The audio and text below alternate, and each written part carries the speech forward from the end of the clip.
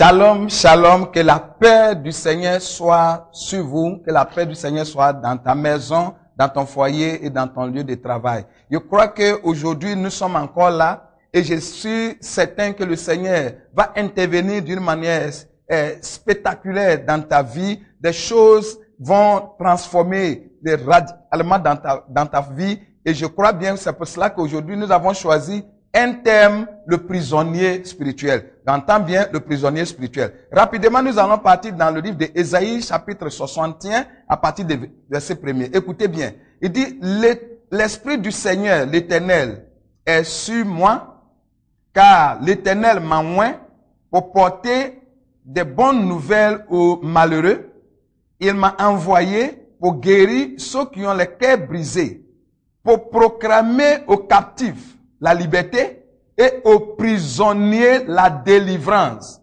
Aux prisonniers la délivrance. Rapidement, nous allons prendre le livre des Actes des Apôtres, chapitre 12, à partir du verset 1er jusqu'au verset 11. Il dit, vers le même temps, le roi Hérode s'est mis à maltraiter quelques membres de l'église et il fit mourir par l'épée Jacques, frère de Jean. Voyant que cela était agréable aux Juifs, il fit encore amener Pierre. C'était pendant le jour des pains sans levain.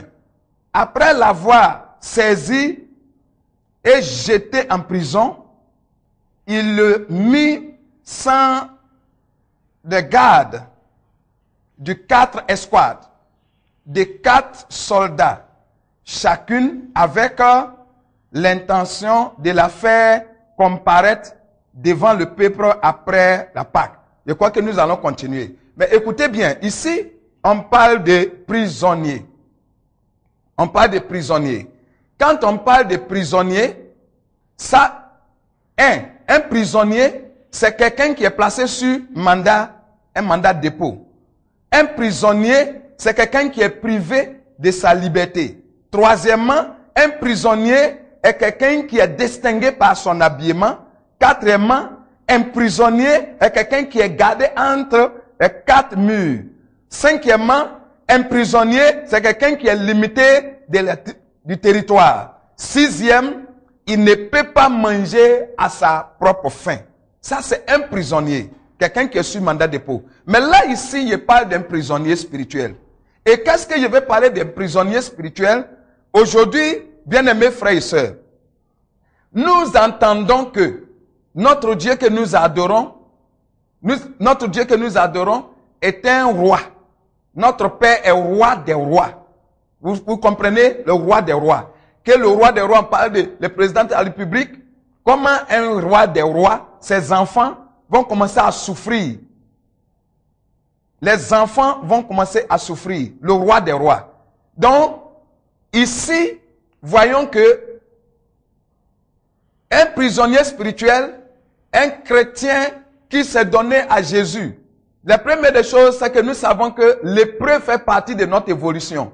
Mais lorsque l'épreuve semble ne plus partir, lorsque l'épreuve semble nous accompagner jusqu'à la fin de notre vie, ça n'est plus épreuve. Là, ça devient prison. Là, ça devient prison. Je prends l'exemple. Quelqu'un qui s'est marié dans le Seigneur, et pendant des années que la personne ne peut pas mettre au monde, quelqu'un qui vient en Christ et qui reste au chômage, et toute sa vie devient, comme on appelle, un chômeur éternel. C'est ce qu'il appelle prisonnier spirituel. C'est vrai, quand nous sommes en Christ, il y a des choses, l'épreuve, nous devons passer par l'épreuve, mais l'épreuve a toujours sa fin. Et l'épreuve doit prendre fin. Vous savez, il y a un ami pasteur. Et cet ami, quand il s'est marié, il a fait 11 ans. Mais après 11 ans, même il y avait un prophète même qui avait prophétisé qu'il n'aura jamais d'enfant. Il lui a dit non, ça n'est pas écrit dans la Bible parce que dans l'Ésaïe 54, il a dit que même le stérile va enfanter 7 fois. Donc, à 11e année, mon ami, sa femme est tombée enceinte, ils ont mis au monde. Ce n'est pas parce que ça dure que nous allons croire que Dieu n'existe pas. Ça doit passer. Mais quand on parle de prisonniers spirituels, vous allez comprendre que il y a beaucoup de chrétiens aujourd'hui qui ont fait des années dans le Seigneur, qui ont fait des années dans le Seigneur, mais rien ne semble d'être changé. Et c'est ce qu'ils appellent prisonnier spirituel. Ton cas, ta situation qui demeure, doit changer un jour. Et je crois qu'à partir d'aujourd'hui, que tu m'écoutes, la situation va changer. Même quel que soit ce qu'il a, mais je crois bien que ça va changer. C'est pourquoi il a dit, la Bible même reconnaît qu'il y a des prisonniers spirituels. Regardez ici, on parle d'apôtre Pierre. Apôtre Pierre en prison. Vous voyez, c'est un apôtre comme moi. Un apôtre des nations. Donc, ça veut dire que si apôtre Pierre s'est trouvé en prison un jour, ça veut dire qu'aujourd'hui de nos jours, il y a beaucoup de serviteurs de Dieu comme apôtre Paul aussi, qui se trouvent en prison. Et je crois que la parole de Dieu va nous détailler toutes ces choses-là. Que ce n'est pas seulement que des enfants de Dieu qui sont en prison. Moi, je suis en train de parler des enfants de Dieu. Il y a des chrétiens, quand vous allez voir, qu'ils ne pêchent pas. Il est tellement saint que la sanctification même, il fuit même pour chercher où est-ce qu'il a fait du tort, où est-ce qu'il a péché. Mais ils ont gêné, prié, confessé leurs péchés pendant des années. Mais rien ne semble d'être bon. C'est ce qu'on appelle prisonnier spirituel. Imagine-toi, quelqu'un qui s'est marié devant le Seigneur. Quelqu'un qui s'est marié devant le Seigneur. Et après le mariage devant notre Dieu, et les deux s'en vont vers la fin de leur vie sans même porter un seul fruit dans la vie. Vous allez voir que il y a des gens qui sont venus se marier, même étant dans le monde, les choses même marchaient. Mais étant après le mariage, après que les deux se sont mis ensemble, vous allez voir qu'ils sont en train de partir de pauvreté en pauvreté, et de catégories et de chaînes de pauvreté. Mais c'est là aussi que chacun, vous allez voir que l'un en train d'accuser l'un et l'autre. Avant de te croiser, j'étais un peu bien. Mais je crois que c'est toi qui as introduit dans ma vie, qui fait que les choses ont commencé. Et maintenant, on commence. L'autre dit tu es sorcier, l'autre dit tu es sorcier. Finalement, on ne sait pas qui est sorcier et qui est sorcier. Mais simplement, il va vous expliquer que c'est les prisonniers spirituels. Et écoutez-moi ce témoignage. Moi, j'ai un ami. Quand il abandonne, avant d'abandonner pour accepter d'être en plein temps, il était ingénieur, en pleine fonction, et il était bien payé. Mais un matin, il s'est levé, il a dit que le Seigneur l'a appelé, dit d'arrêter le service. Il a dit que ça n'a pas été facile pour une famille, pour sa maman qui a pris l'âge que son fils va abandonner le service. Sa famille, c'est difficilement qu'ils ont digéré ça. Mais à la suite, un jour, nous sommes en train de causer, et on voyait une fille, elle infime, elle ferait 4 pattes. Quand la fille a passé, mon ami a commencé à rire. Et je lui ai demandé, qu'est-ce qui le fait rire? Il dit, Patrice, le Seigneur vient de me parler. Qu'est-ce que le Seigneur a dit? Il a dit, oh, j'ai béni le don du Seigneur. Vous voyez la fille qui a passé là? Le Seigneur me dit que c'est ma future femme qui est là. J'ai dit, mais, mon ami, je te comprends pas? Parce que quand tu regardes sa taille, et quand tu regardes sa forme, bel homme, et qu'il s'en va pas, il dit, quelle fille? Quelque chose qui a passé là. Vous voyez? Mais il a dit, le Seigneur lui a dit que c'est son épouse. Et, bien aimé frères et sœurs, même quand il allait devant son pasteur, même allait lui expliquer que Dieu lui a dit que c'est son épouse, la première question que le pasteur lui a posée, il lui a demandé, est-ce que je peux t'appeler un médecin pour t'examiner? Parce qu'il me semble qu'il y a quelque chose qui ne va pas. Parce que quand tu regardes celle qui est malade, l'infime, et tu vois mon ami qui est grand de taille, deux fois plus grand que moi, qui s'en va épouser celle qui fait 4 pattes, c'est vraiment, c'est comme le jour et la nuit. Mais il a dit que le Seigneur lui a dit que c'est son épouse. Mais ils ont procédé jusqu'à le jour où il a décidé de payer la dot.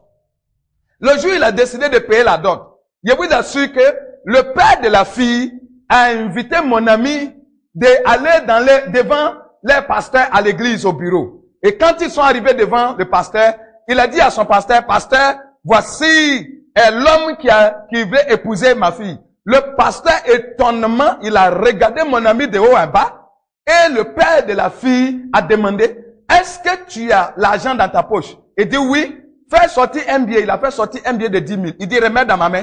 Quand il a mis dans la main, il a dit, pasteur, attrape notre main. Et le pasteur, il dit, pasteur, prie. Il a prié le monsieur à retirer l'argent. Il dit, Il dit, mon fils, c'est la dot que tu as payée. Prends ma fille, à partir d'aujourd'hui, ma fille t'appartient. Regarde comment la dot a été faite. Regardez comment la dot a été faite. Simple. Parce que moi, pour moi, il dit, le monsieur, il ne s'imaginait même pas un jour que quelque chose qu'il a là peut un jour quitter sa maison. Et si un homme bien comme ça est venu, peut-être qu'il est malade, on ne sait pas ce qu'il a, et qu'il a dit il va épouser cette fille, ce n'est pas pour lui compliquer la vie, c'est pour lui faciliter la tâche, pour qu'il prenne ces choses-là pour quitter dans sa maison. Bien-aimés frères et sœurs, le jour de leur mariage à l'église, ce jour-là, il y avait plus de 150 pasteurs. Mais les fidèles, l'église même là, la cour même est remplie, sur les arbres, sur les toitures. Parce que il faut voir avant de croire. Tout le monde était là. Tout le monde était là pour voir. Mais au dehors, c'est des bagarres. Les parents veulent rentrer pour gâter le mariage. Et d'autres crient dehors. Oui, n'acceptez pas ce mariage. Mon fils, il est malade. Pourquoi vous voulez faire ça? Ou bien vous aussi, vous êtes malade. Et la maman ou ses soeurs, ses frères pleuraient.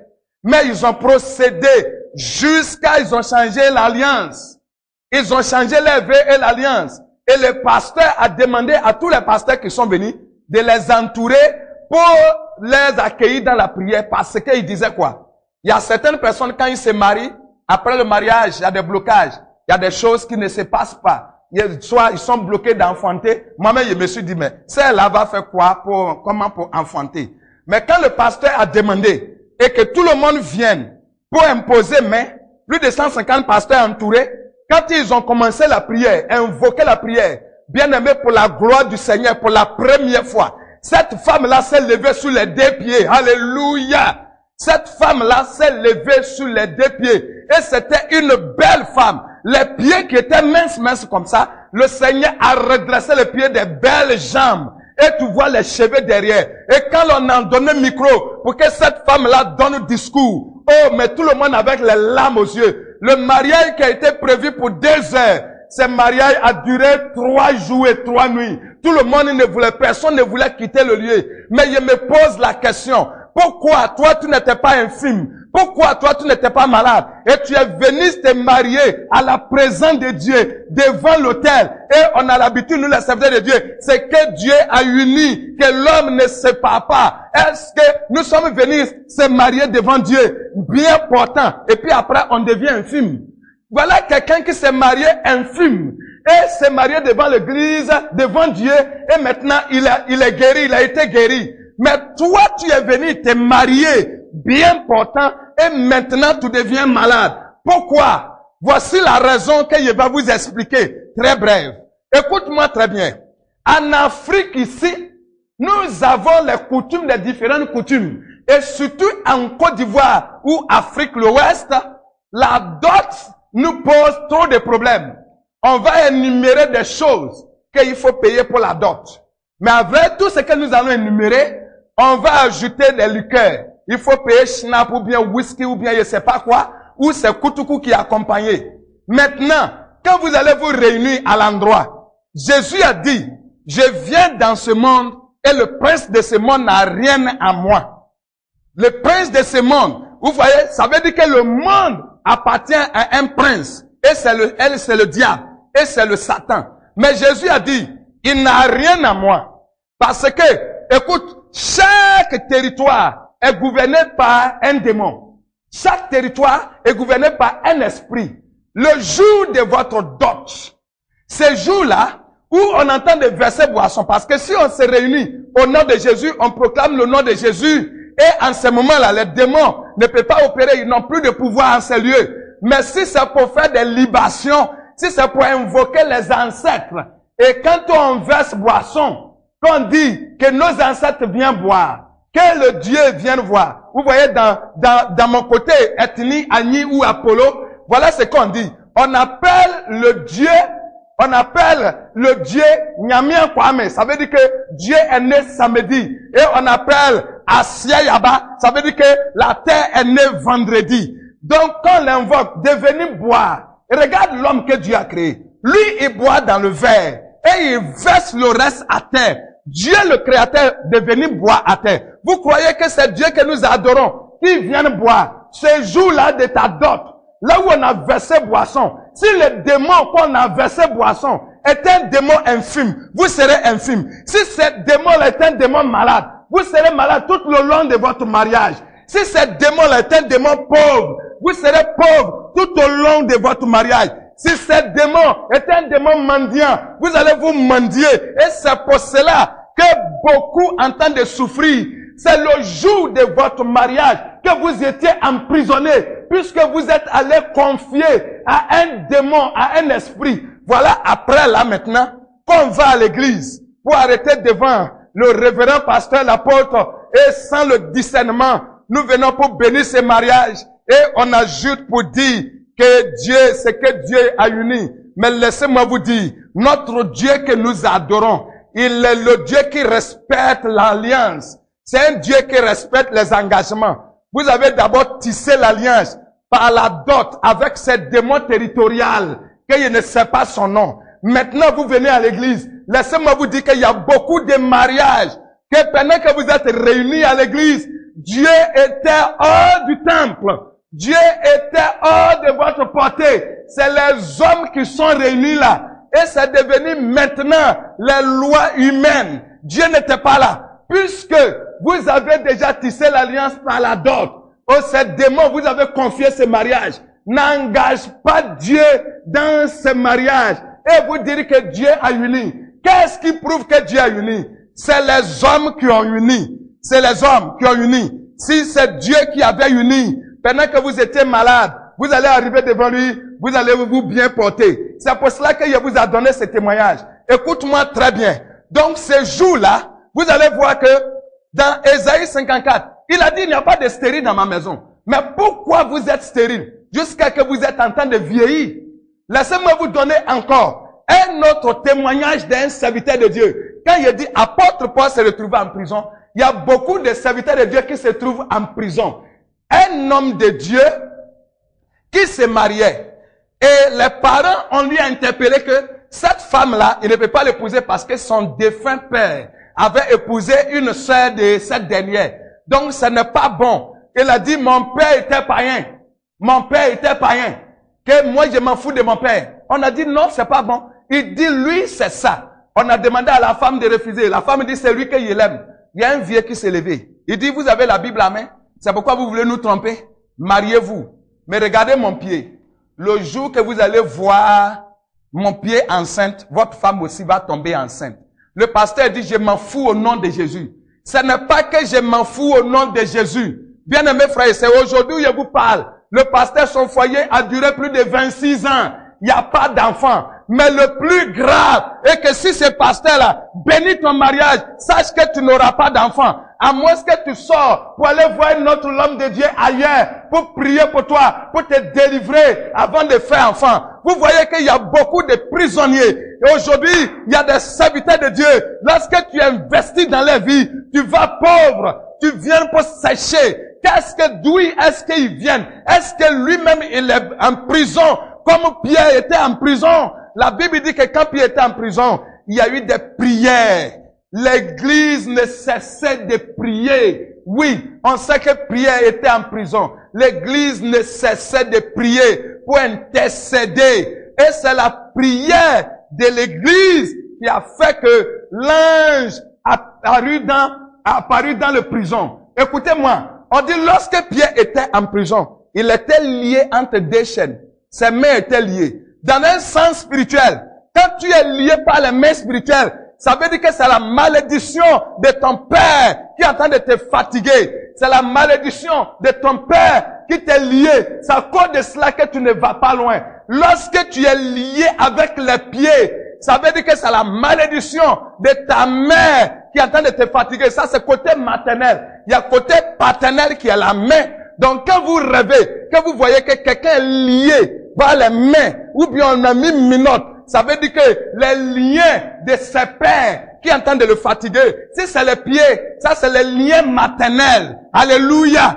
Et la Bible dit qu'il était gardé entre deux gardes, deux escouades.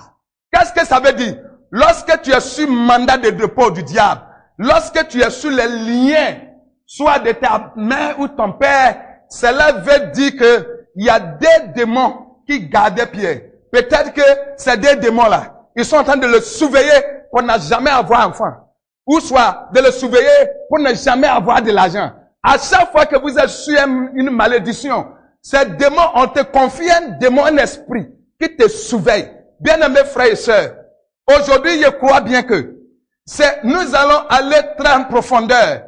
Mais avant que tu sors dans ça, j'aimerais que tu m'appelles partout où tu te trouves. Et toi et moi, nous allons causer. Nous allons nous entretenir pour prier avec toi. Alléluia. Et tu dois prendre ce numéro de 02 77 28 78. Quel que soit là où tu es, il ne faut pas hésiter. 02 77 28 78. Toi et moi, nous allons causer. Et prendre aussi le 07 15 34 36. 07 15 34 36.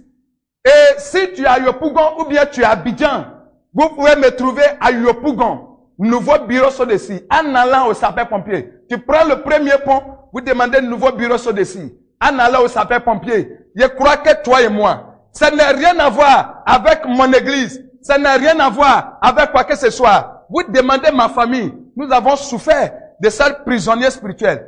Et c'est moi qui est le plus petit parmi eux que le Seigneur m'a utilisé pour faire sortir cette famille-là. Si tu écoutes notre témoignage de cette famille, parce que la Bible dit que lorsque l'Esprit de Dieu viendra sur toi, vous serez mon témoin. D'abord où? À Jérusalem. Chez toi d'abord. En Judée. En Judée. Avant d'aller jusqu'à l'extrémité de la terre. Tu ne peux pas avoir témoignage chez toi et aller avoir ailleurs. Il faut que le témoignage commence chez toi. Quand quelqu'un est fou, la folie commence à la maison. Si tu vois un fou qui est en train de déconner dehors, c'est que ce qu'il a fait à la maison est grave. Je vous demande de ne pas vous hésiter. De ne pas hésiter. Faut même pas que quelqu'un va te tromper. Parce que là, c'est le plan de l'Éternel. C'est Dieu qui a voulu ainsi. Mais il faut que tu sors de cette prison. Je crois fermement au nom de Jésus que cette prison de maladie que tu te trouves, tu vas sortir de cette prison. Cette prison de pauvreté qui est en train de te ronger, tu vas sortir de cette prison. Quand tu rentres dans certaines familles, vous allez voir que toutes les femmes qui sont là, aucune d'elles ne se marie. Prisonniers spirituels, alors que vous êtes chrétiens fervents, vous parlez en langue, le Seigneur ouvre vos yeux, vous voyez pour les autres, mais tu ne vois pas pour toi. Mais je crois bien que tu sortiras de cette prison-là, au nom puissant de Jésus-Christ de Nazareth. Le diable t'a chargé, on n'a pas la joie. Quand on vient en Christ, il faut qu'on retrouve la joie et trouver que le Christ que nous avons reçu, nous avons vu que il fait beaucoup de regards les Pierre, les apôtres qui le suivaient. Pierre, sa belle-mère était malade. Puis Jésus est arrivé, il est guéri. Lazare était mort, il est venu le ressusciter. Pourquoi toi tu as suivi Jésus pendant des années et tu n'as aucun témoignage? Viens, je crois que le temps est arrivé pour toi, pour que toi aussi tu rendes témoignage. Que le Seigneur te bénisse au nom de Jésus. Amen.